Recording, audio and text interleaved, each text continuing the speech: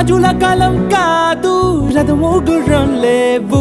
అద్దం ముందర నాతో నేను యుద్ధం చేస్తా అంటే గాజుల చేతులు చాపి దగ్గరకొచ్చిన నువ్వు చెంపల్లో చిటికేసి చక్రవర్తిని చేసావే. చిన్నగా చినుకు తుంపరడిగితే కొండ పుటగా తుఫాను తెస్తివే.